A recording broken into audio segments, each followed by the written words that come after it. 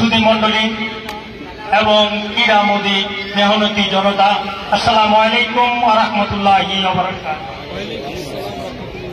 আমি খুব আনন্দিত এবং খুব গর্বিত আমাদের মেষরাইতে এরকম একটি আয়োজন খেলোয়াড়বৃন্দ আয়োজন করেছেন। ফুটবল মানুষকে আনন্দ দেয়, ফুটবল প্রত্যেকটা ফুটবল প্রেমী মানুষকে সুস্থ রাখতে সহযোগিতা করে। মেষরাই থেকে জাতীয় দলে কিছু খেলোয়াড় যাবে, আমি সেটাই প্রত্যাশা করছি। আমি সুপ্রিম কোর্ট বার অ্যাসোসিয়েশনের 2013-14 সালে স্ট্যান্ড সেক্রেটারি ছিলাম। সেই সময় তোমরা যারা সুপ্রিম কোর্টে যাবে, সেখানে আমাদের একটা ক্রীড়া কমপ্লেক্স আসে, সেটা দেখে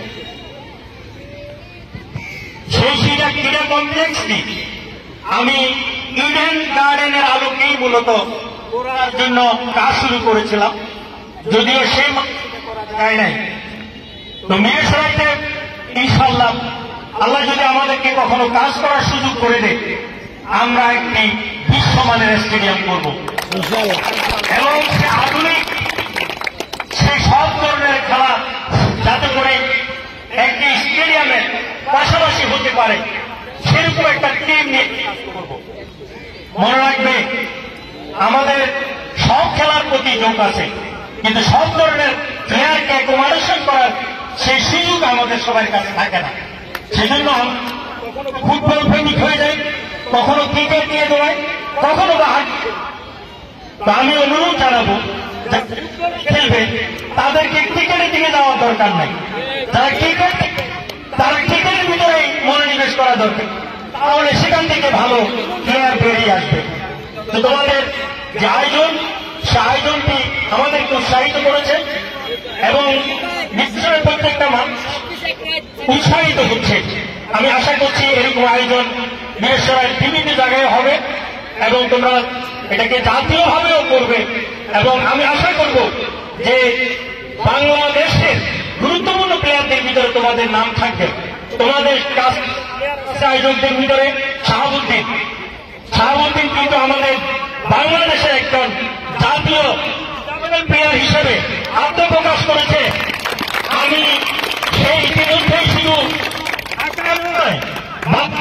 থেকে বিশ্বের বিভিন্ন রাষ্ট্রে আমাদের প্লেয়ার হিসেবে সেখানে সে খেলেছে, সেখানে সুনামের সাথে সে মেডেল এবং সম্মাননা নিয়ে এসেছে। শাহাবুদ্দিনকে আমি রিকগনাইজ করেছিলাম কমলাপুর মাঠে। আমি এবং আমার ওয়াইফ তাকে সেখানে সম্বর্ধিত করি আমার মিরসরাইয়ের এলাকার ছেলে হিসাবে। সেদিন থেকে তার সাথে আমার পারিবারিকভাবে সম্পর্ক রয়েছে। আমি শুভকামনা করলাম। আমি শুধুমাত্র আমাদের মিরসরাইয়ের প্রত্যেকটা ছাত্র জনতাকে বলবো, তোমরা খেলাধুলার পাশাপাশি তোমাদের লেখাপড়ার প্রতি মনোনিবেশ করবে। মনে রাখবে, শুধুমাত্র খেলা কিছু সংখ্যক প্লেয়ার হতে পারে। আমি আবার বলছি, খেলাধুলা কিছু সংখ্যক প্লেয়ারের ক্যারিয়ার হতে পারে, সকল ছাত্রের ক্যারিয়ার হতে পারে না।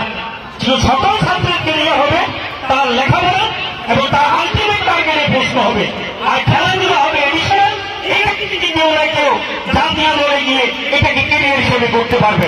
তোমরা এই কথাগুলো মাথায় রেখে কাজ করবে, লেখাপড়ার সময় লেখাপড়া করবে, খেলাধুলার সময় খেলাধুলা করবে, তাহলে আমরা একটি সমৃদ্ধ বাংলাদেশ গড়ে তুলতে পারবো। আজকের এই খেলার আমি শুভকামনা করছি, আনুষ্ঠানিক ঘোষণা করছি।